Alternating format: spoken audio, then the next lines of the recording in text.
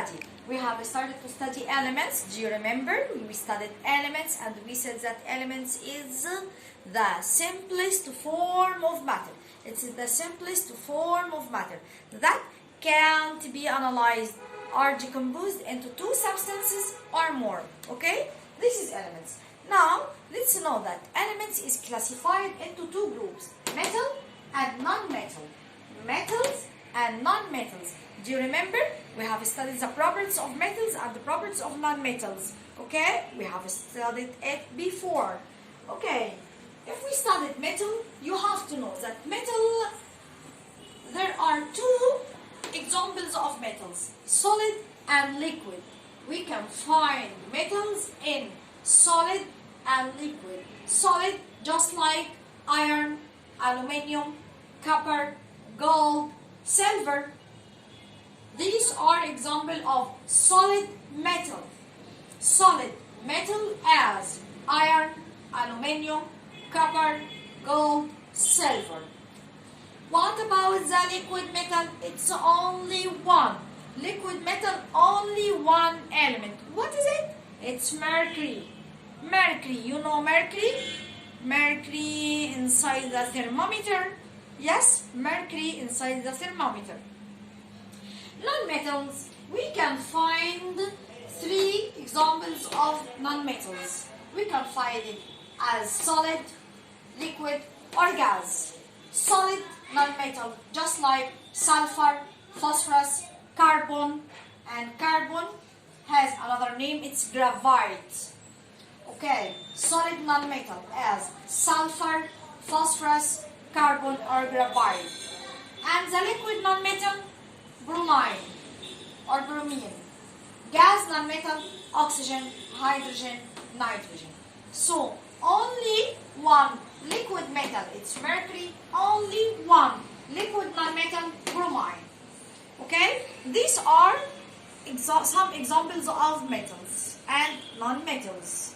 Okay, if we continue to study, we studied that before, and these are all elements. We have to study some importance or uses of these elements. Let's see. Number one, iron. To study the economic importance of some elements, number one, iron. Iron is an example of metal. Iron is solid metal. What is used for? Yeah, it's used for making bridges, car chases, doors, and street lights. Lamp posts. These lamps in the street are made of iron. Number two, aluminium. And aluminium is solid metal. Aluminium is a solid metal. What are the uses of aluminium? Yeah, aluminium is used in manufacturing of cooking pans. Cooking pans are made up of aluminium. And foil paper. You know the foil paper? Foil paper is made of aluminium.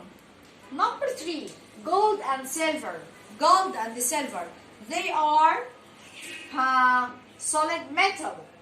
And they are used in making jewels.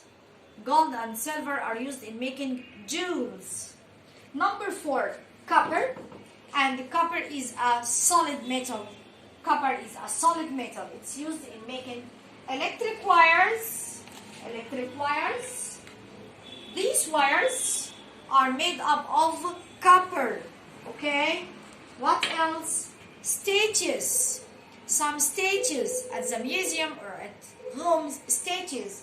And metallic coins. Metallic coins are made up of copper. Number five. It is the most important example.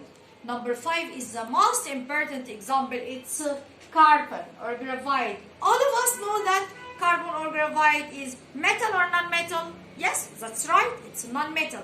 But we have to know that it's the only non-metal that is good conductor of electricity. So carbon, graphite is good conductor of electricity.